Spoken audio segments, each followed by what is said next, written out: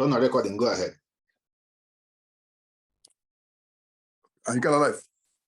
But no recording, so it's recorded. Let me tell you, we can post it later on. Okay. Okay, I'm doing it live. Okay. Okay. Our live, we can't cast it live. Just somebody can always join with the link. But after we can share it on the social media. Okay. Okay. Let me go ahead.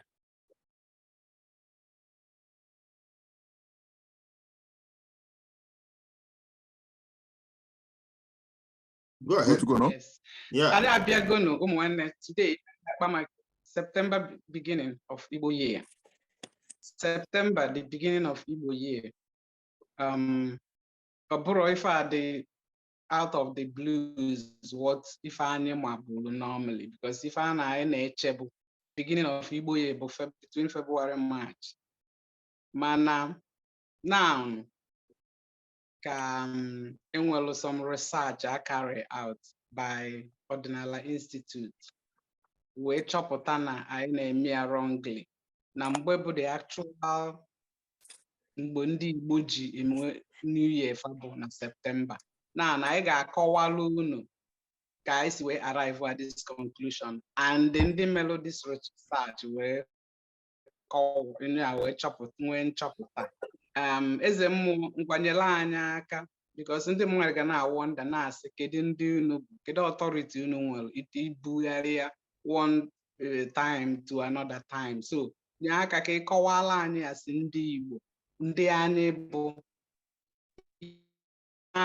anyị na-eme and ka anyị si wee nwee ike wee nwee nchọpụta anụ n'ọzi September beginning ịgụ afọ ndị Igbo. Okay. First of all, meeting Anyimega was organized by Ordinala Institute. That was Nkuji Ordinala.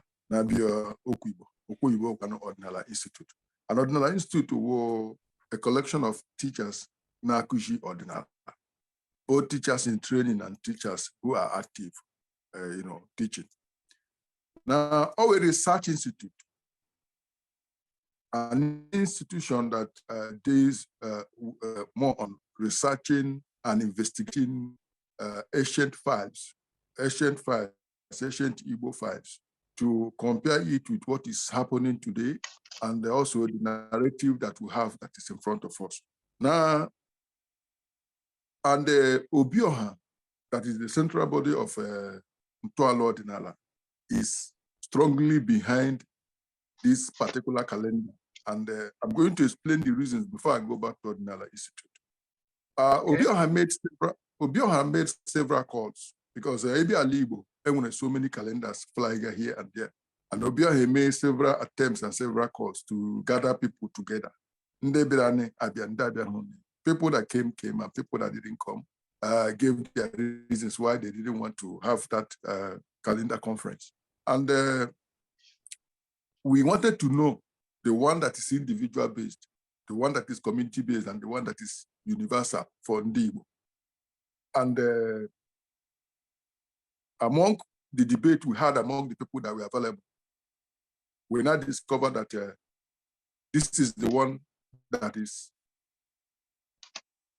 close to what we need, and that is as correct as it can be, for so many reasons that members of the Ordinala Institute will cite later in their course of conversation.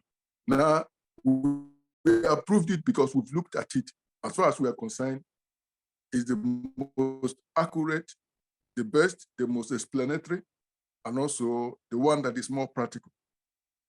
If you're looking at it, both from a spiritual perspective, physical perspective, agricultural perspective, and geographical reasoning, it is in line with almost everything that makes Igbo and the environment Igbo. Now, we consider that as Obioha, and then we now decided to stand behind it. Now, coming back to Ordinala Institute, we are talking about an institution that have done several investigations concerning Igbo ancient tribes, activities that has to do with Igbo, both historical facts and also stories that were told by people that either never liked Ndi Igbo or people that wanted to manipulate the mind of the people. We will compare these stories, these narratives, and the old ancient files and see if they blend. And then we ask some questions and then we do some study in Ordinala Institute to make sure that what we are bringing to the people is what is what we say it is. It is actually represented in all its totality. And we look at the comprehensive implications and connections that has to do with every fact. So coming to this calendar, we have considered everything that need to be considered. And that is why we came out open, so that people can come with what they have. If you have a doubt, if you are in support of what is being done, then you come, and if there is any place that is a little complicated or you're a little confused about, then you come and then bring forth your concern or your questions, and then we will reason it out, because we've looked this, and it has been a work going on. It has gone on for a whole lot of, we've been on it for such a long time, working on it, doing the necessary things that we need to do to make sure that we come to this conclusion. And we all know that most things like this are not easily, conclusions are not easily drawn, but we did the best we can to come to this, actualization. And then we believe that it is something all of us have to look into. We can't just dismiss it because the old narrative says this or the old narrative says that. All we are saying is that bring that your own narrative and let us show you why we came to this place and say this is where it ought to be. There are so many reasons. We didn't consider, we are not talking about when the life of Ndi Igbo began. We are talking about when the Igbo people became conscious of technology, using metal to do work. And we have things that are visible, even names of towns, names of places that are visible that will prove that, yes, there was actually a time like we had our own stone age and we have our own Iron Age. So the calendar is based on the Iron Age, Igbo Iron Age, not on any other thing, but based on Igbo Iron Age. We know the Igbos have stayed hundreds of thousands of years, but we are talking about when we become aware and conscious of how to use iron to create utensils and materials for work. That is what we are talking about. And that is why the Ordinala Institute is presenting this calendar based on our own consciousness when it comes to iron. Because if you come to Ali Igbo, a lot of things has to do with Igwe and Igwe and Igwe. So we are talking about a world when Igwe begin to exist in our conscious mind, when Oha begin to exist in our conscious mind, when the Ndi Igbo begin to see themselves as Ndi Igbo, we believe that it is at this particular time that transformation came to be. And then when is that time? That is why we choose the year we choose, because it was when we became conscious of materials and how to use them, especially metal materials. So this is what it's all about. So I will allow some of the teachers in Ordinala to, give explanatory parts of most of the things that we are here to do. We are here to talk about the calendar. So I'm only giving a general view of why and how we came, about the calendar. So that is all I have to say for the okay. Badalụ rinne biko jisie n'ike ka anyị wenatabịa n'Igbo maka akụkọ Igbo ka anyị na-akọ ọ bụ na ọ ga-ekwe gị omume. Enyi nne ya ka m bịa to you. Ịma na ịbịa n'ụwa today enwere so many different calendars.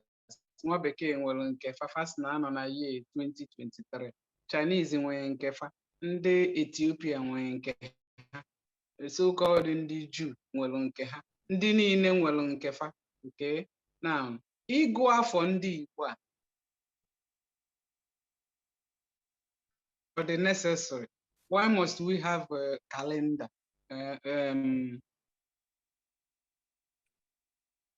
Nke a na-eso Gregorian. Ọ bụ na ọ dịrọzi mma. Kedu ife o ji dị mkpa na Igbo ga-enwe kalenda nke fa?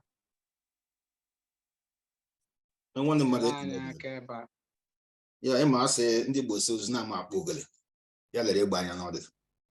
Because kalenda dị mkpa, ọ dị ihe na-enyere mmadụ aka iji agụ iji mara nga ị nọ makwa ebe na-aga ọ dịka otu anyị nwere ahịa anọ eji mara Igbo wee kele oriri afụla nkwụ mana agwa gị na ahịa nkwụ na-aga ịzụ abalị 3 days time somebody abịa cheji ka ị na-agwa gị don't forget about that law as in 2 days abalị 2 na-aga aga you always miss the time ahịa nkwụ aga ịzụ so calendar dịka meeting or schedule with natural event or natural forces. That's what he's trying to tell you.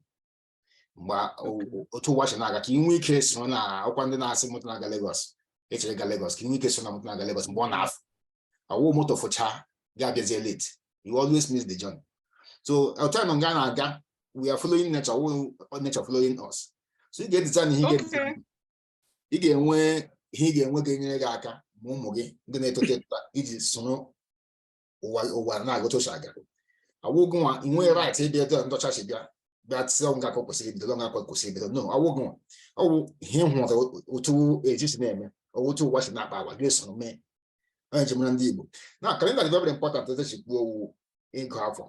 Man na-arụ ubi ihe mara mgbe ịkwesịghị ịbịa ịrụ ọrụ mgbe mmiri na-abịa ma mgbe ịkwesịghị ịbịa because sometimes nature nwere emekwa sometimes ya bịa dịka mmiri na-ezo before time oge ahụ erube ị ga-akọ ọrụ ubi gị sometimes ọkọchị abịachikwa ọzọ ịghọtara ya bịa ya elekwa ihe kugbuo ọ na-eme so ị ga-eche until ihe ahụ edoro macha ala ma ịma time and season ya enweghị uru ọ ga-eweta you don't even know when to start ịghọtara so uru kalenda abara so kalenda also, mind and psychology, even spirituality as well. Because your spirituality or spiritual life okay, are tied to the environment. Are they independent? How about the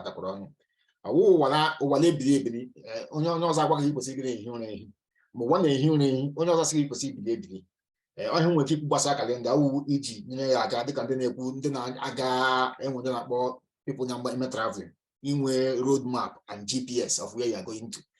How you are going to get to your destination. So I calendar now, random matter. Even more man calendar, Oshishi one calendar. That is why during winter time, Oshishima, my share they live here. Oh yeah, they are obviously from that leave where you only on the share there they live. They were like we can prepare for the winter. And then grasses too. My happen by into hibernation during the heat period. How that's why you see them that have the Ghana. Oh good to me him hair express. So your life follows this cycle, even though you don't see it on the making side. So small the back say balon bana fa ka ki kwese bata and bana ba ki kwese fa afo. Onya ha just to worry with this babu him in the spiritual because he mustn't be no. Ndi ko yen adi je mas be na aga. Ilus wala don't map orientation na go be na. This go easy shila. We should not adi je we so open echiche. Am se ku gbasa calendar na. Wow. Nah. If I get up and I open it to me, yes. You know, because Emana Utega guy da Filuza, I Jeffela, I was in Kanya, Fatogari, if any niece, kind of spiritually, and I'm Rebbe Questlena. That's very interesting. As the more are there other determinants, significant determinants of this calendar, because in the Bible are gonna base caliber only on agriculture. But if I now this beginning of February, March, my come back, I'm a milizo, ebenina, amuaria, chaba green, don't abata. So also agricultural significant in all other determinants in wiki kowak anyị wee mara maka na odogoma na ife niile anyị ma akụziri anyị taa ha nchaba access akpọdosiri ihe isi na anyị na-ekwudogharịzi biko nyere anyị aka ebe a ịma ya kpa nwanne anyị nwoke maazị enyi na jikwu okwu ọchịgị achị ọkpụ ụzọ ama ahụ ụzọ akpụ ya chi ikpu ugele ya lee egbe anya n'ọdụ maka ha ụlọ mmadụ mgbe enwere ihe ga-enye gị mkpuchi aka ọjị gị ụzọ ị ga-esi mee ya ga-emejie ya ma ịma ihe mega anyị iwu ndị Igbo wụ eziokwu na anyị ihu kama anyị elega ahụ ya anya o nwere ihe ị ga-ajụ onwe gị sị gị jụọkwala onwe gị otu ajụjụ elee emume ewutekwalachi Krismas na New Year ndị mmadụ beza nwụchike ụbọchị ndị ebe ụbọchị ndị ebe elee emume dara ụda ndị Igbo eji eme oge Krismas a oge New Year ị ị ga adịcha enwe ndị ka ị hụrụ obodo mega emega ahụ ya maka Krismas na New Year ka mụ na ji tii ihe ndị ahụ nwe mega ma ahụ ka nwe ji tii ya bụ ọ gaa n'ala akwa n'azụ gị chiele mma Igbo niile ibedo mba niile ya na-akpọtụ ele mma Igbo niile eji eme emume gaa hụ ma Igbo niile eji eme emume ahụ ele oge oge Ọgọst oge Septemba anyị lekwara na emume ndị Igbo eji eme a kpọrọ ya emume ịwa ji otu ajụ ụlọ ga-ajụ gị taa wụ chi bụ ụdụ a ga-asị gị nịnị anyanwụ ha awarala ya wụ ụbọchị awarala akpachi ikwu okwu ji anyị kwugo okwu ya oji nụkwa di ya oji na ụdị a nịnị ka eji eme ji ahụ ịwa ya wa nịnị ka eji eme ọjị ịwa ya wa gị wa ihe imepela ahụ enwere ihe mere ndị nna nna anyị enwere ihe mere ndị nna nna anyị ji tụọ okwu ti ime nga ahụ enwere ihe mere ndị nna nna anyị ji tụọ okwu iji ime gị ga-amaghachi maka a gwara ndị Igbo si labere anyị iri iche from kenwa bekee wetere ya akwụkwọ ka anyị wu emume ndị eji eme asụsụ eji asụ aha ndị akpọrọ akpọ wụ nga infọmeshọn ndị anyị chọgachanụ ọhe mere anyị elerugo ha anya ala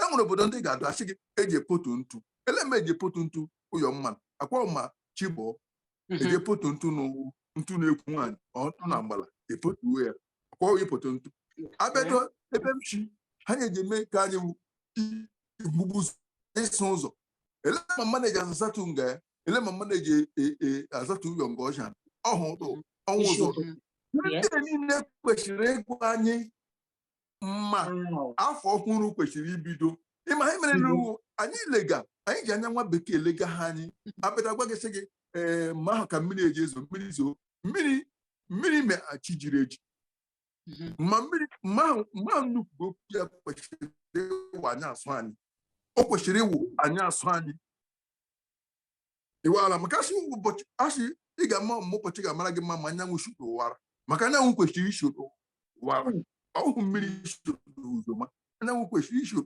ụwara maka gị okwu mmiri izo ikwugo okwu uche ojiji ha ihe enye gị arụ iwala ọla mmiri mana ọ jara wet otu ekwuga here light ele ma ọwụ ga ahụchi ọwụ within that particular time maka nature na onwe ka ya sef because gile anya gị chie ma chi ọ naanị mmadụ nwe onye so ga ahụ nature gị jee hụ ma anụmanụ ya bụrụ onye ji azụ ewu azụ ọkụkọ chibụdụ ga ahụ nwa asụchala ya chefu maka are now used to that natural system of life but ebe asomazia ma mmanụ ji aka ya create onwe ya condition nini ka ọ ga-eme ihe echiche oke oge ịwara mmanụ shigedati oke lee implication na mbịakwa gị na shigedati ya n'uhie kwa January ma akwashi at that particular time the strength of life of nature arịla down ịwala so ịbịa side ebe ka anyị wụ Afrịka ọwụ ma ndị mana kwesịrị ike nkwacha ọwụ ma ị ga-arise up shijeji ime ihe ọwụ yarụ gị ke ya yarụ day na night na ọ ma ị kwesịrị ịlaba jere ahụ na regain strength gị for chi gị abụ because chi gị ejila nwa bekee kwanụ ke ya in his own area chike ya abụọla so gị so ya malime elu you are like somebody rụgo ọrụ in the night ya bụrụ abroad ị ga-akwa onye ọla rụgo ọrụ anya asụ double salary why because your brain kwesịrị short down anya asa ha ịrụgo ọrụ iwala so so onye mụgo anya jee onye chi ya bụrụ go nke gị kwesịrị na ha nahụ ga-eso onye ahụ malime elu ọ gị ka ọ ga-eche okwu and that is why it has never worked for us. It's working for them because anyị follow their own region, not our own region. And only our match that our position and their position, I bet geographically, are the same. All the same. Wow. They were all the same. So him and I mega that problem. You might confused them. If they can 24 hours every day for for the whole year. So onyaho nanya ka anyị nwegara winter and South Africa dị nwe winter. Anyị gara mana shita tanya nwe bekee anụ ha December alignment. You are that summer nwe out summer anyị ka winter nwe ahụ winter. Wow. Interesting. Wow. Interesting. Interesting. Interesting. I mentioned go about agricultural significance. Is a more cultural significance. And will other determinants, significant determinants of this calendar for the line need last in the Sefani, because we need a holistic overview knowledge of everything basal and calendar, because if you didn't buy January, Mark one guy is January. At the Nepua, if you can nature say a power, January, he in a Amarom case, you be to that anyway. I could go brain. If I go and I wouldn't query. Agwan, query, na jofia. Yeah, and other significant determinants of calendar. Don't know when they fall.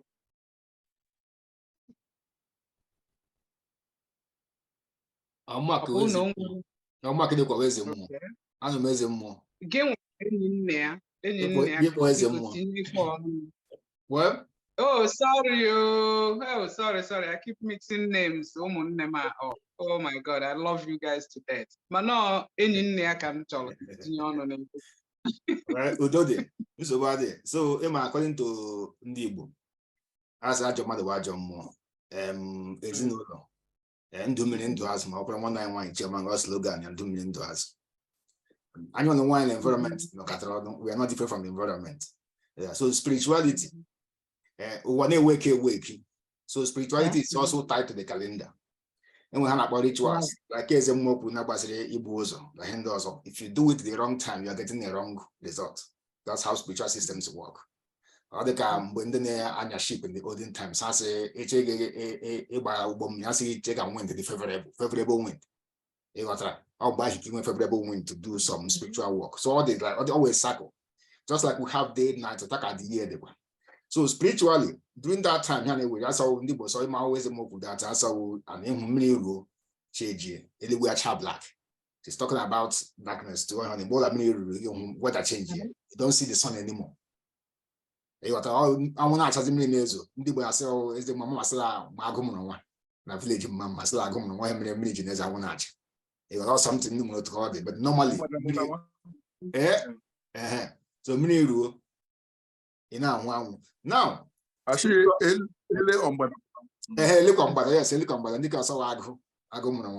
so now spirituality calendar is also a way to tie people down spiritually because it's also represents consciousness. But look at him spirituality to look at arts or science, how to manage forces inside human beings. In terms of about human beings, animal spirituality, they have it. No spirituality. Spirituality. It's just their way of interacting with the environment. That is what spirituality is all about. It has nothing to do with if you close your eyes, may imagine one fine person or somewhere. No. Talks about natural reading. You follow natural reading. Because they get a point inside nature. You already get a point inside nature. You follow the current of nature. Because once you are swimming against the current, how they can go Atlantic issue to go opposite, you can't. So this is what is causing so-called spiritual laziness. Problems we're having. Disorientation, where somebody abuse. You don't even have that audacity to resist evil, to resist lies, to resist something here across the chair. Because one, somebody change your alignment to get spiritually by putting you against natural current now or natural forces in your own land. This is why the Bambo make that calendar that way. So spiritually, it's very important for you to move out with nature, just like Mama, because somebody who has have people liable. That is they are finished. That's why TGA are powerless. This is exactly what is happening to you spiritually. You can go to your it doesn't move. They cannot do anything. It's telling you what happens to you spiritually when you should be at rest or hibernation, and you're gonna jump up, like as more said that it's New Year. All spiritual deaths cannot commit in a world spiritual. They got no coma, deep coma. So calendar wears spiritual significance. because it regulates as nature is moving, you should move with it. So all the entire rituals of Asima Dabla and the say Isanya, Imepelanya, but Chifo, Gimepanya, you should wake up that particular time. So all the spiritual rituals like all those things, you need to follow that cycle as well. If not, I will counter energy in me. Or let me just say negative forces can invoke upon yourself going through the other way. Because all the issue back door. It can have forces move. No. I will legality that. So yeah, part of colonial tool and colonial instruments. They always want to change their time. They always want to change their calendar. Yes, very, very important. They can't allow anything but a calendar to stay. And all the first place to strike is calendar. They change it. That's why they change these days. Make sure you must follow this rhythm, because once you're following that rhythm, change shift to alignment from your own rhythm in your own land. Therefore, this is in kind of in sync with your environment. So when you're not in sync in your environment, the forces in the environment doesn't protect you anymore. It's on your own. That's exactly what they have done. Onye bụ na amara ebe anyị esi bido kwụba anya ife ji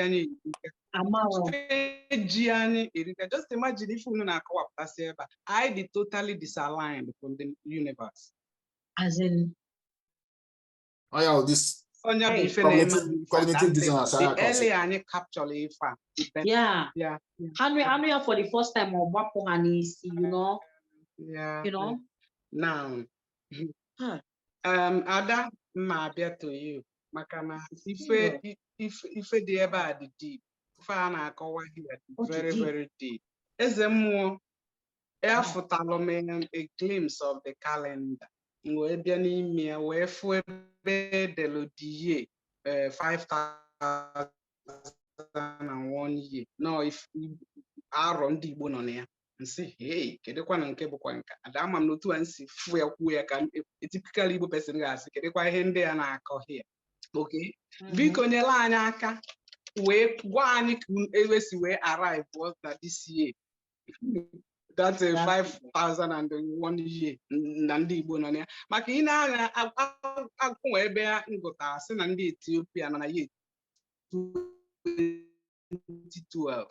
Ndị European Caucasians say anyị na-anọ na 2023, which means ndị ọbụla nwere GFA nọ n'ime ya. Nọ na anyị bụ Igbo isi aghasasị anyị na-eso 2023. Kịta anyị chọrọ ịma kọwara anyị this year 5,001 year old ka anyị wee nwee ike wee sonye wee align onwe anyị ka nature si wee chọọ ka anyị si wee bido.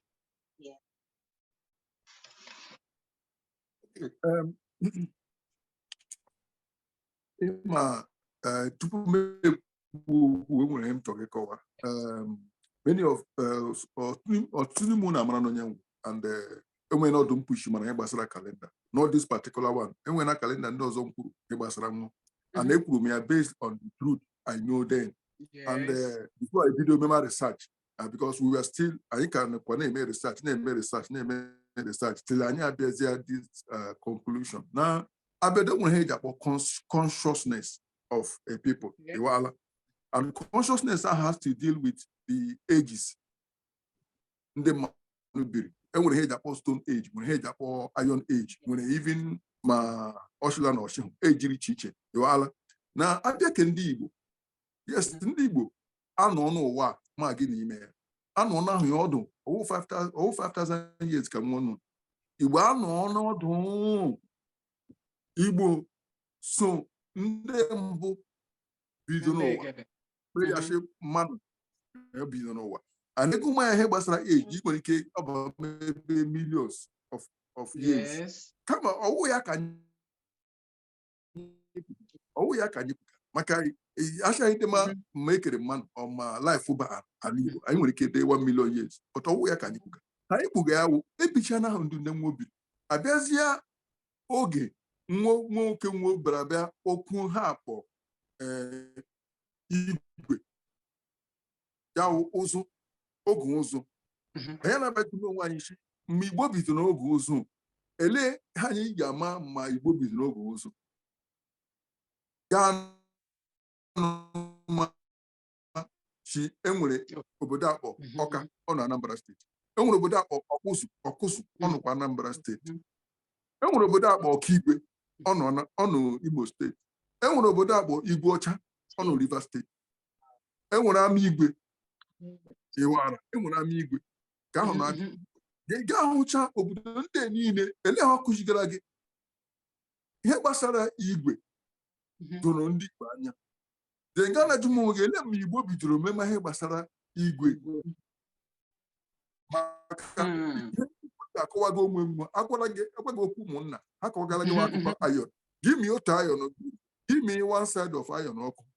The heat ga-eru every August circulate. Ya ihe mekwana otu onye emekwana ụmụnne Iwala anya bema ime bema onye ahara nwanne ya ọwụ ya wụ ihe Igbo jiri kee ezinụlọ mmụ kejie ya ma. So ha na-ajụgo nwaanyị because e nwere ajụ njụrụ mmanụ ọwụhụ ndị kpọrọ nwe ndị Igbo ele ma nwo bidoro onwe asị ndị Igbo ele ma nwoke n'ọfọ and if they take agaghị that the particular period they cannot fall get trace here ya bama ebe 5,000 years between 5,000 and 6,000 years. The evidence are there. Oka as a city, Oka as a community no there. Okigwe as a city, Okigwe as a community. Amozo, Okuzu, Igbocha. This community no there as evidence. And then Igwedo. Enwere question okwu gbasara ndị Igbo jiri bịa sị gị ma nri bịara o mitiri ndị Ọka na already on the ground ndị kpụgo ozu na ndị communities ndị anụcha na 5,000 years and over. So it is already justified ma anyị si oke anyị bidokwala 5,000 years gụrụ ya bịa ma but then man that is well above that. So ya wuru ma ndị Igbo nwere that consciousness of ihe gbasara iron. Iwara nwa bekee dere 2,000 something because all my consciousness ka ya fa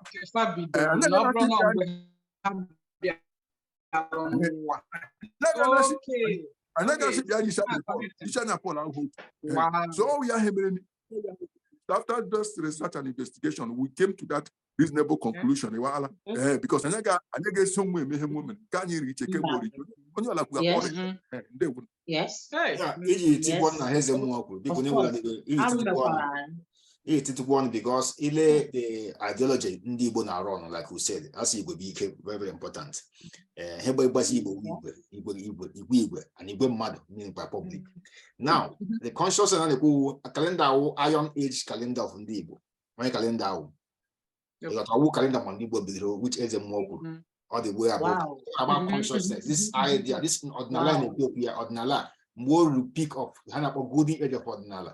We discover iron because without that iron you can't do agriculture, and without agriculture community cannot stay together. Same with many calendar ages and when calendar wood age, when calendar stone age, then iron age calendar. But consciousness of the ideas are around today or the automatic because all they study the way these things are holding themselves so tightly. That's why they are so strong. So you derive this knowledge. If you don't know how to manipulate iron, how do you get the knowledge then? So the principal ideology control during that 5,000 to 6,000 years of which each outside don't discover iron around the world, all around the Dutch around 2,000 years. The Roman Empire rising, but discover iron. So Metal Age is Egypt now around 3,000 to 4,000 years. You can imagine this. So sub-Saharan Africa, 4,000 to 5,000. Because also that spread, remember here. So Egypt to around 3,000 years, according to official record. Carbon dating the Germany. So 3,000 years. So not around the lesser than. Now sub-Saharan Africa, where by Egypt is 4, then dates more older. We still have evidence like a ledger.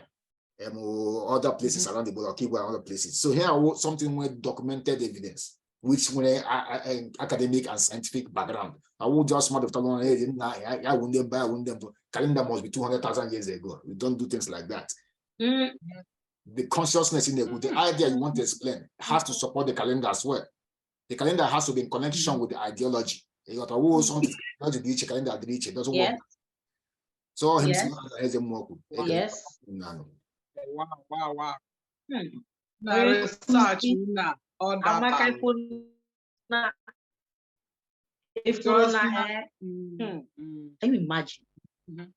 Research ya ịma na o nwere ife mmadụ ga-abụ ọnụ ekwuo ịnụ ya o resonate ozugbo because ị na-anya ifu na ife a na-akọwa ebe a correspond O make sense. even ntọala Igbo anyị a igwe bụ ike ife na-afụkwa Igbo ayọn ahụ igwe ọcha igwe dis ọkụzụ ị na-afụgasị ụmụ little information sa here and there it's there in our face mana ọ na nwanne m ife Igbo nke ikpetemaazụ Igbo nke ikpetemaazụ anyị ga-aghọtakwa ihe a na-akọwa na eze mmụọ ka enyi nne ya ka m bịa toyo enyi nne ya equinox and solstice ife abụkwa okpukpo Igbo akụkọ nwa mana biko how does this connect to Igbo maka na ana m aga na-anụ ya oge niile equinox ihe nwa nọ na gịnị nwa anyị ji wee nọrọ ihe a temperature ji wee bụrụ 0.01 biko how does it connect to Igbo ka anyị nghọta biko maka na achọrọ m ịma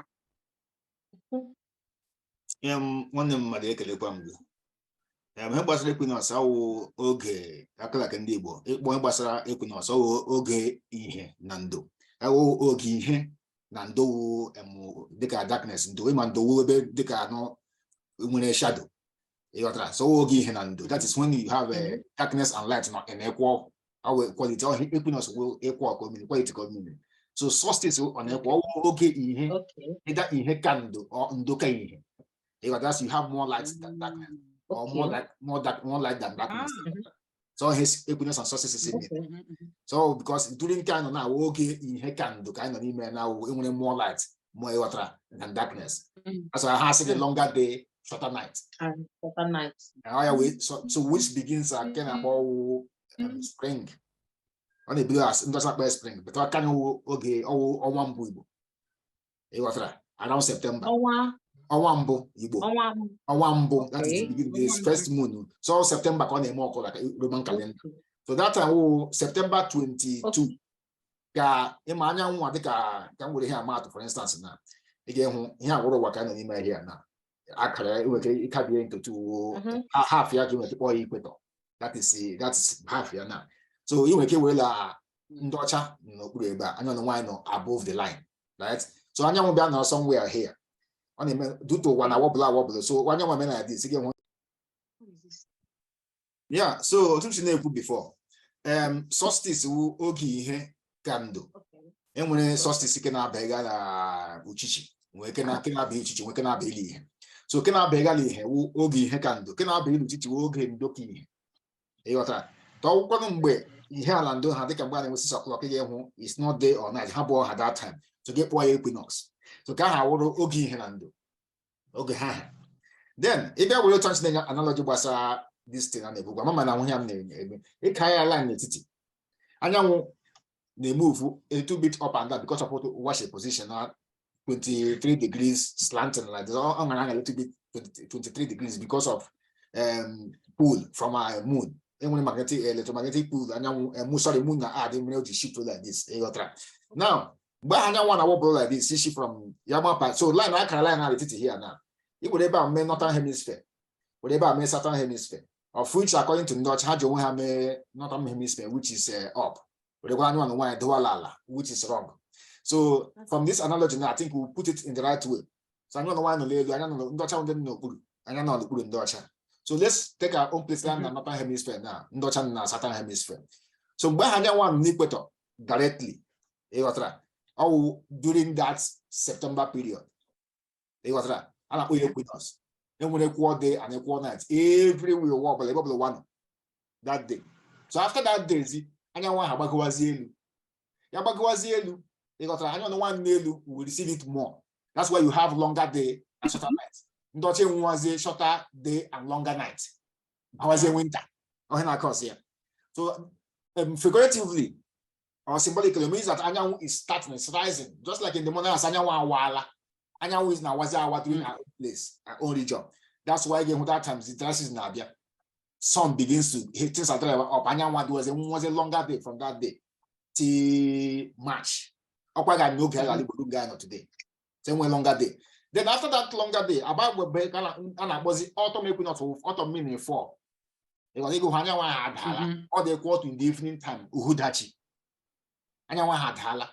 So wow, immediately look at that March 21, 22. What kind of spring equinox like in Dutch because I don't want to believe anyone was a fall equinox. I will go to that. Last side they can't on the one because I don't want hala. And that after that day, in their own time, days began and light had was a shorter, darkness had was a longer. And I was do many side Dutch was the summer. And as a longer day and shorter nights side because all completely opposite of each other. So when I want to side so then we're now moving into Udumri or Gendo. It was not mean a dark side, or mean a darkness. It marked the day in terms of light and darkness. From September to March, light our daytime of the year. From that March to September, dark periods of the year. It was the most things in the night, days cool down in the night. It was like TG allows him to be with and then I got militia to get out many because many are collecting. So by many are collecting I hear down on the hibernation Z. I found a man many abla wiki busy ondo. So always cycle gonna progress that time. So you know, so I was just talking about movement of the over around the sun and position of Eboka, Leboloka. So solstice will okay either in Hekando on Doki. Equinox working in Henando or Ogendo because Kitty across the Kogi in Hekando, also Rogi in Henando. Our light is now entering more and I pay more oba in. As we're coming to darkness window, and enter more into Oguda of a period of time. So here are seasons. Some make when we want to do a find the areas. Okay. Draw as a more the question wherever then more will some things be amnesia that choka uno kawa kulum. As a more yani chuku. You can the geographical science of Igbo land in relation to the sun. Go in your line, you understand it better. How all these things are tied up together with the calendar. Or I hear very well. You may want to comment here, and people pay attention to that comment, and I would like to refer them back to it. I guess you get that in what became in here. Abiana Fojiri Doho, Ye Domaniala, Domo. I want to hear about or not, but which is totally wrong. Many people. Thank you. I forgot something that he couldn't remind him. So once he flipped that thing in the right order, West Africa ceases to be West Africa, becomes East Africa. Maybe it was East Africa, was a West Africa because sun rises from the east and not from the west. Whoa. And that's a fact. Wow. That's why you have +1 GMT. Wow. Go ahead. In fact, this is the climax of it because I the rising sun, and I believe people of the children of the rising sun. If you offend Ethiopia's map just upside down. They refuse to enter to their map. Ethiopia, they say the map is upside down. They never accept that map. Deep. Wow. This is deep. Wow. This is huge. Wow. So map is actually upside down. Yeah. It's a more if you know it's too much information. Net upon the geographical science of people and in relation to the sun. Yeah, actually, it on all the position. That means definitely I got one, and the hand it brings us. Not only that, it shows you how close we are to the sun. Because at times you can now wonder, and I won't elu. Ndeno ala, and a gingy. Ndo wish I won't elu, and I chocha. And I want emega effect, but you may effect in deno ala.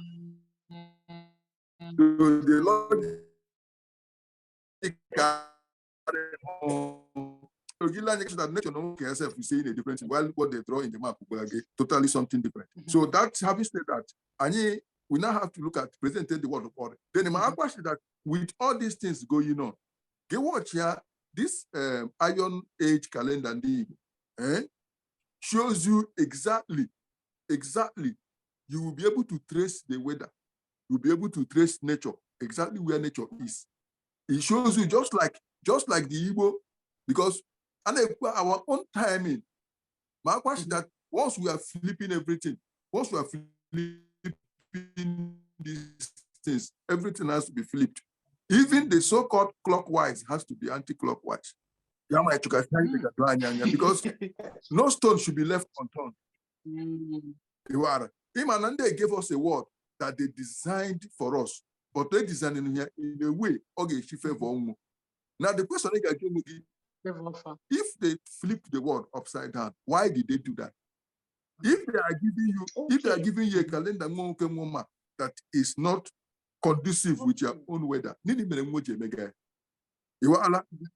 coming to think of that, maybe at their origin, and that the month of March, that word March means a lot to them. And that particular month, actually, when they themselves say they may experience that beginning of the year, the name emoji change here to January, near the war. These things are diabolic. That period is more. That period. So these things are very, very diabolic. Take that time, organize. I call you on because there is no way. Sorcery, and they put sorcery people or somebody know somewhere make candle. I forgot. No, sorcery. Manipulation is part of sorcery. Somebody can manipulate you to your doom. Gina John Gishin na Gime Lumala. He began Gishigera as a rice, Gishigera as a rice. A man named Jigi. Now, Enegala Hanyaka, I Toshani rice here as a people. But don't wash it because their survival depends on our dependent on them. And part of the things they do human engagement. Exactly. How we making sure that we are doing the things we are, even if when you are doing the right thing at the wrong time, it will not still give you the result it desired. So you have to do the right thing at the right time. So timing, when you like changing your time, the concept of your time, it changes your life totally. When you like changing your time, it changes your life. And when you to give me in the place because your time is everything. Time is everything. Time was something that you know that money cannot buy. So imagine yourself, like I said, instead of sleeping, you are working. Then when you are supposed to be working, you are sleeping. You can never be. You can never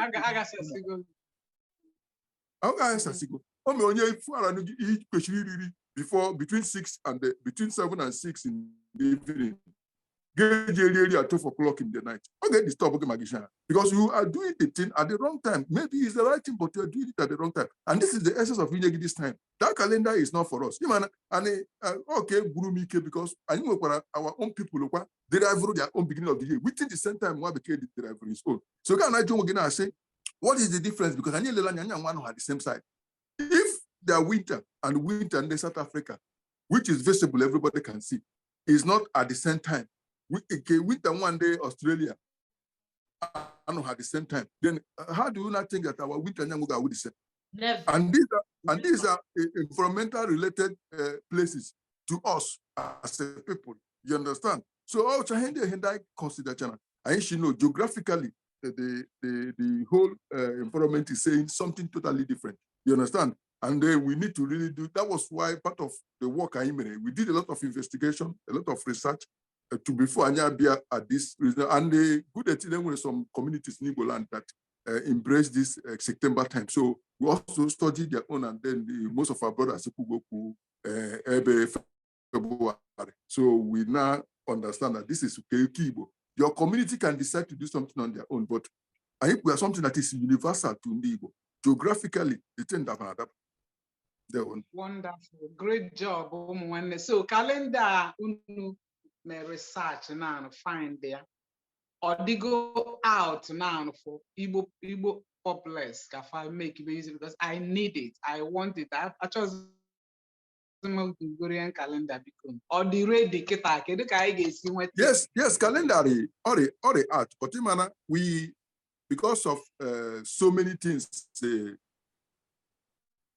biagani arehu anuhu quote unquote the norms things in there a little strange that people will find a little unfamiliar, and you decided to have this conference so that people will be aware that there is something coming, and these are the reasons why we came to this conclusion, because we are an institution and the only ordinary based institution that is into research and investigation, especially when it comes to ancient IGBO files. So we dig deep to find out those things in the Nananyo happen, and so far we've been I tell you, but what became when hermeneutics mana and the term when any need for us Jack and you condemn Mahin and without doing proper research or proper investigation about it. So here in the High Mega Nordnala Institute, why we adjust this in the Nanani, and I compare with Kema Kenya. And the more like me, I discover she not will like one to Janak. You are like Shialuani. So, Ani Mechakwa will still go back to Kenya Nanani. And when there's so many narratives so wrong, so many of them. And at the end of the day, I've been in library. Investigation, research, you know, deep and now watching hinder how wash it. You are like the time of the day. We are also working on that one. When we are through with that one, we will still bring it out for the world to see. You all hear me. So it's about time we start telling our stories and telling that stories the way it is, the truth about ourselves. Oh, honey. Yes. Great, yeah, great. And also, great. I love how you concluded it. Okay, here's a more because someone GMT according to Dutch. Same way GMT plus 1, GMT2, and so on. So GMT1 will countries not within that West Africa, I think, within that period, GMT plus 1. So because Emma Okosim Nobarawa, so Ebanya now West Africa. Because Hamburg was in East Africa, all through East Africa, and not here. So back on the shaft, that's why GMT did not have, because my sensational orientation in the mother, slow West Africa, about East Africa. So when they are not telling you the truth in opposite direction, you don't even know. So GMT plus 1, Nigeria now within class of GMT plus 1. So plus 1 GMT in Ghana, Nigeria, in that particular place. But since we don't have the idea that Eba was in East Africa, so what about East Africa, then it will not make sense that that is the place the sun rises from. So geographically, here are home of the sun in relation to the land Eba Alano. So they are from there as Brazil. So that is actually East Africa and not West. So the sun rises from there. So geographically, check the center of the world because here Hebasa life is just about the sun, and that is the home of the sun. It has always been there. So it has also warm below few degrees. You got even the equinox and the solstice and equinox. You don't notice it if you don't pay attention. Or just few variation in that longer than shorter night time. Unlike the northern hour very, very long, they have to even push back time, forward time to be able to account for too much differences in light and darkness here. That's why they take time here. But due to another one, they are manipulating. They are manipulating, pushing back time and pushing time forward. What? Because they like saving. I don't understand. Oh, they like saving because 10 p.m. is still there. So it's too much that's it's funny. So that's why they have to push it back. And nobody is asking why is these people doing this thing. You could be bad again on Adachelo, we fought a can go if it be any perspective. Any conclude your. So according to what I was saying, my geography will study of the earth. So in relation to 24 hours of the day, 365 movements of the sun, the earth around the sun. So we are talking about wobble, sites, seasons, and times. So how I calculate it based on in Igbo land, the way the sun moves, and the way the sun interacts with our own geography. September is time, is daytime, morning time, let me say, ụtụtụ afọ September, uhuda afọ or uchichi afọ wo from March to August. So I'm saying wow. Okay. Wow. Ada nwere okwu dị gị n'ọnụ. But then when they change ajụjụ, ọ ga-aka before you put when that can aka udeze aka obi ezigbo n'elu. So you can okay. Yes. No, that why is it that people are not asking why are they pushing back time and rotating us like as in even our woman if you sound like a broken record, but it's the truth. The evidence is there. But why are we not asking? I don't even understand. You open a hardware and we do it. It doesn't make sense to me. The fact of the matter, now I can go ebe envy and jealousy so I bugodu the center of the world, and they are so insecure. They want everything to be around them, to be them, to be them, to be them.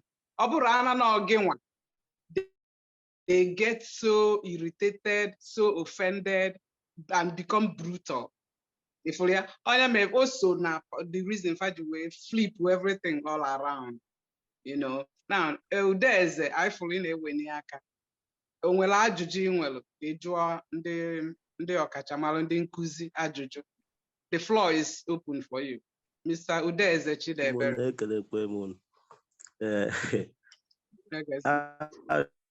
Ọbụla ajụ ka m nwere n'ọjọọ itinye ihe na ihe akwụ by September n'uye ndị Igbo, because ọ bụrụ na ịgbakwuo ihe ọfụma ndị Igbo kpọrọ ihe iri ji ọfụ na so iji bụ ihe jikọtara ya ọnụ iri ji ọfụ a ijọs ịbanye n'ife ọfụ everything become new, because ị na-ekwu na by that time ọ mgbe eji ejesi na ụmụ emesịa rituals dị iche iche, and after that ị nweghịzi light ije na ụmụ mmụọ je mee ritual until unless na nwezi ihe dị mkpa, then you need ya consult to see time of renewal there is time of renewal.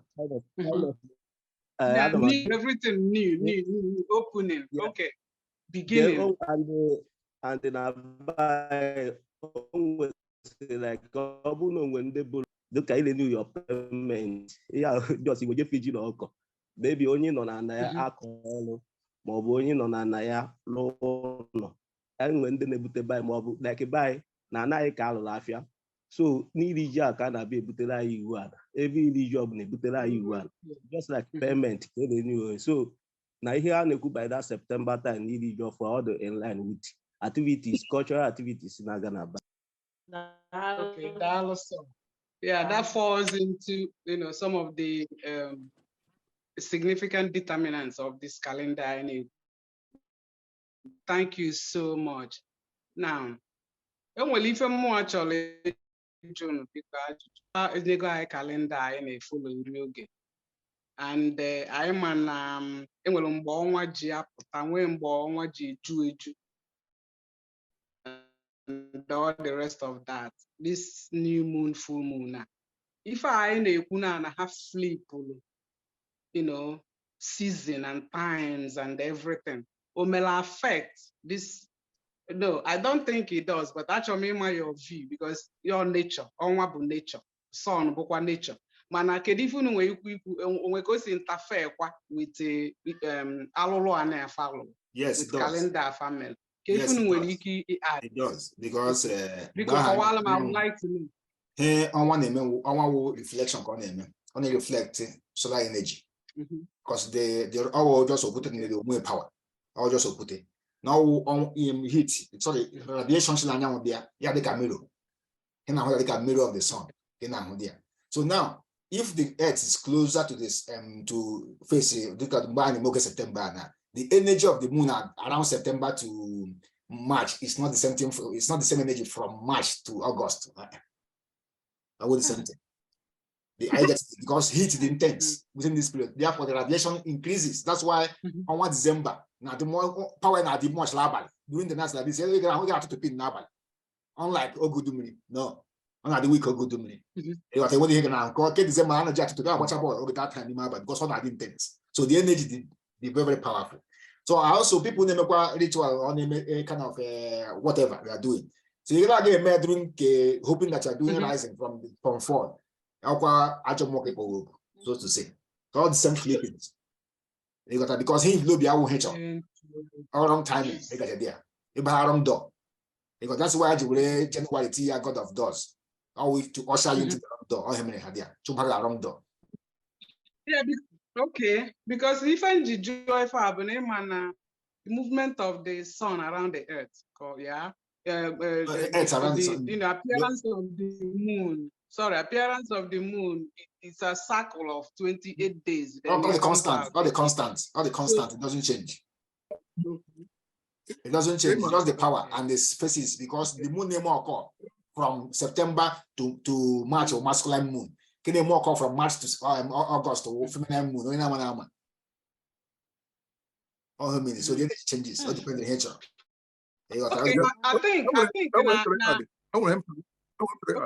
ahead. To him was in and I believe she maybe also part of that Juramaka.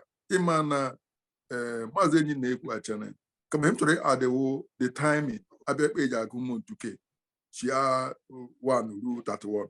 Now Ilanya got what timing I would you tisia after what would you tisia the timing of the month. Now almost instead of people if follow what would you just calculate? They end up following a number nonsense orientation. So any name is organized spiritually. So give it on a gish again new month, happy new month. When you say happy new month, in the real sense of it, on one will call about half self. That's new moon. There's more. Before I know, I mean, I for those of us non so-called West Africa, IGBO, Nigeria, whatever you want to call it. Imana onwa tuni igwe kita efue and onwa jukwa n'igwe efukwe. Kama na ife mwa na ugota n'imi ya bụ na ọ ka mma na esobelu anya anyị ha na afụ n'anya tam. Lehi game with moon time they use now. Mgbe the first day moon after that spring equinox okay September. That new moon is when the month began. So with that calendar, any day face of the moon. You can't that one now faces of the moon without even going outside. The sun has according to lunar cycle according to his work. So you don't need to go out to people use that place. Go ahead and more. Exactly. My people, I want to mistake any game. I say on a Jomolike, Oga, America for all washi. The is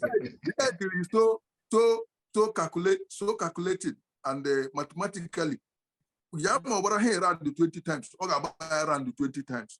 And that is why we be two planets because any calculate a long way and the same routine you go follow.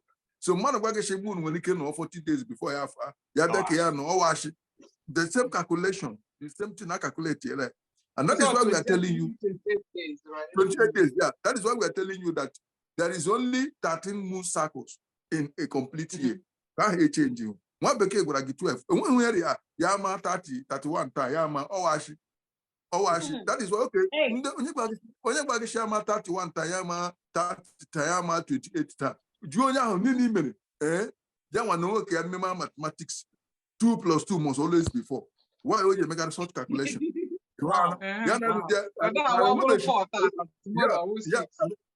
Exactly. One version I guess that the day has ceased to be 24 hours in a day. Every day with 24 hours, every day 24 hours, every week it was 7 days a week. But I want to kill 31 days or 28 days or 30 days. There is something wrong somewhere. So we must understand these people and the way they operate. It is a psychological state in them, man. You understand? And when lunar self, lunar community. From there, I the word lunacy. You believe all lunatic from lunatic all lunar. So even that okay full moon, I don't have increase. Okay. Interesting. Wow. Igbo, onwelu ife nwere ike add itinye, onwero ihe niile a na-ekwu ebe ọ bara m n'isi nke a bụ eziokwu bụ ọtọ maka na ndị Congo na ụmụnne ya Ethiopia mostly na mapụ dị upside down. Aghọtara m ihe ha na-ekwu. Ị gaa na TikTok a na-asị na mapụ dị upside down n'ebe bụ West Africa bụ sị na ndị a aṅụwaga anwụrụ, but look at the evidences. I don't know. Ọ dị pure, nwere ihe ọzọ na-etinye. Ezigbo, one question. Ezigbo, you want to ask something? Ezigbo,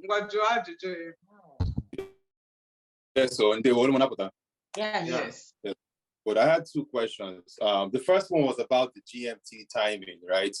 Onyekuzi, you mentioned that as per the calculation, the sun comes up in Nigeria, which will make within that period, within that side, not only Nigeria, only Nigeria, West African countries now, except Ghana, just from Nigeria, Togo, Nigeria, I think for Guinea or what? Congo. Yeah, within those places, yeah. Okay, so the question I have now is, if you look at most textbooks that have this out of Africa, whatever they call it, they focus on Ethiopia as being the origin of life towards that Ethiopia. If you look at the human migration of the world, they always started from Ethiopia, then they came to Nigeria, and some went to Europe. Yes. And it's always been confusing. Okay, I don't understand why somebody would go from Ethiopia and come to Nigeria, but okay, it's okay. Let's put it on the side. And then the next question would be about the moon and the sun cycles. Speaking about the woman's calculation, there's a book I'm looking at right now, and the moon's cycle is not exactly 29. It's between 27.32 days, and you have 29.53 days. So it's between that 27 points to 30 days cycle. And Diane, we just said now is, if you're doing mathematics, 2 plus 2 is always 4. There's no times it's 3.91 times is always one calculation. So now my question there is, are we following, or should we follow the sun cycle or the moon cycle? Because if you follow the sun cycle, that's where you get that 12, that 24 hours a day, and that's that cycle. But if you follow the 13, the moon cycle, you're now out of that 12 into the 13 cycles now. And there's one time I heard Diane will say about the eyes. She said, if you look, the left eye has 13 nerves around it, and the right eye has about 12, which show you the masculine and the feminine and masculine side. So there's any way we can balance these things so that it makes one line sense. Day one. Okay, yeah.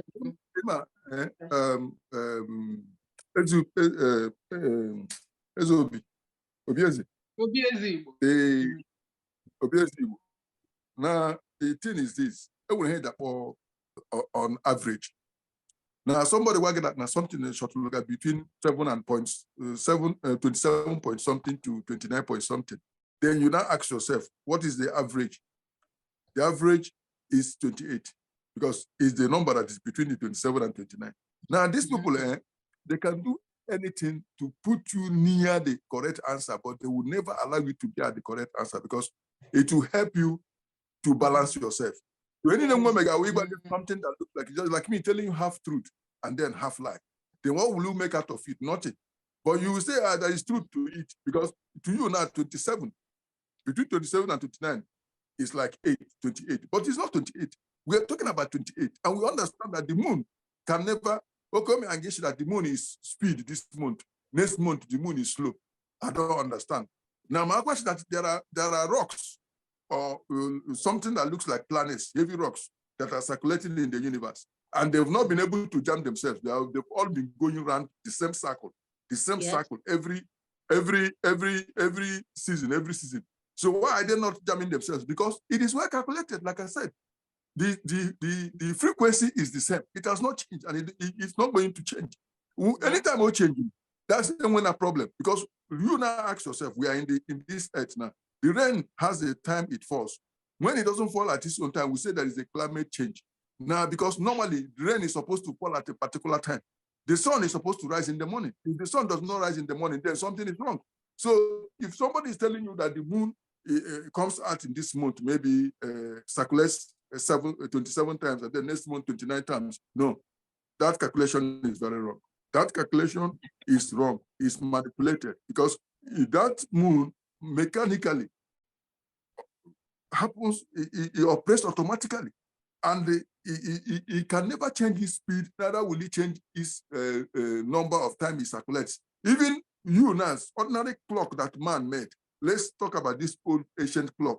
Watch the clock, the way it moves.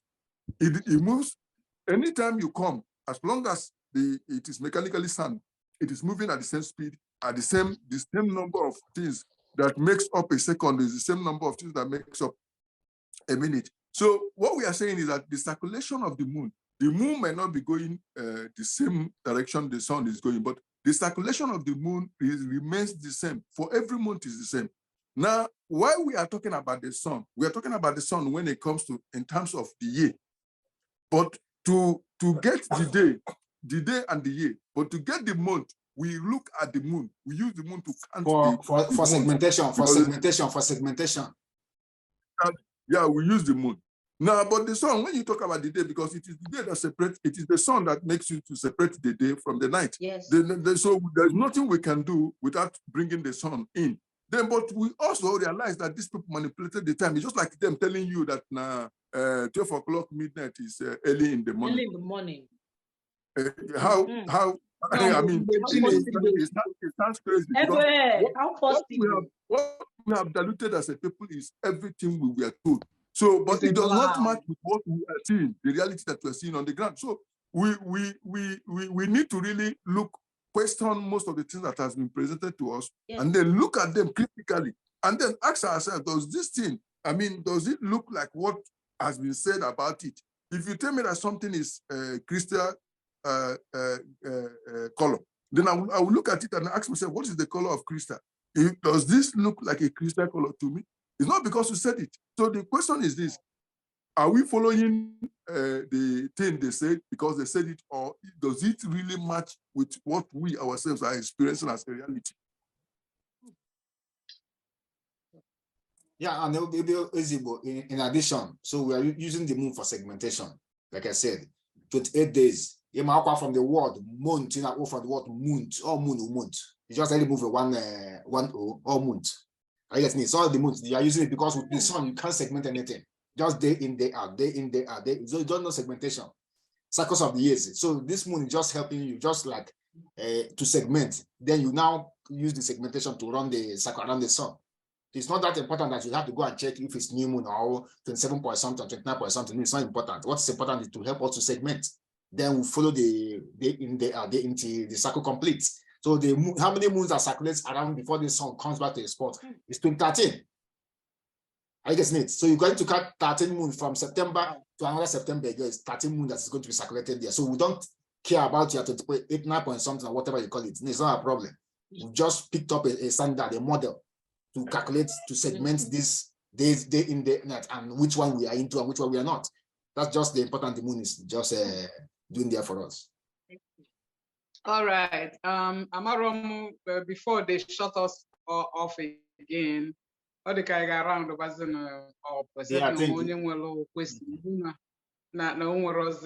but remember, I had two questions. The one about the GMT, Ethiopia. Why? Okay. Yeah, the Ethiopia issue is political. It's a political issue. I get it because once you turn the map, they just need you to focus somewhere else, and not where it's happening. West Africa is where it's happening, but they want to remove their eyes from there to put it to where it's not happening. So forget about it. Ethiopian narrative. We have no business. It has no business with us. And then we actually add. No one will have you where they are Africa. Carve out more for the sub-Sahara. More one. Any agenda. Sub-Saharan Africa. Yes, sub-Saharan Africa. Below the Sahara. Yes, no, below Sahara Africa, not Africa. So-called not Africa, Tunisia, Morocco, sub-Saharan Africa. That's where the sub-Saharan is. I don't know why we're above the Sahara. Everybody know. So the point in Charlie make it's clear that they hate you point blank. And what was they say me? And then now Batalunji is so angry when I see Ndoji defending the system or romancing with them. He upsets me a lot because he got how much all these things nkata niile ndị a kpalụ gị na ha na romance o make no sense to me. In fact, it's I'm not consider ndị na-eme ihe as na ha nwere mental sickness, you know. So okay, if I was actually ka anyị wee mechie ihe m chọrọ adịwo ịma asị onye amahụ ugela akpụ ya lee egbe anyị n'ọdụ na anyị kwo Africa niile anwụjachaghị. So ije Africa ma ọbụla ndị be anyị adụ, they will not understand what you are saying. Na abịa Europe enwere East Europe, so-called East Europe, Russia na ụmụnne ya, then enwezia West Europe. For the whole of this Europe niile, Portugal na Spain nwere a climate really close to Africa, and I'm one of our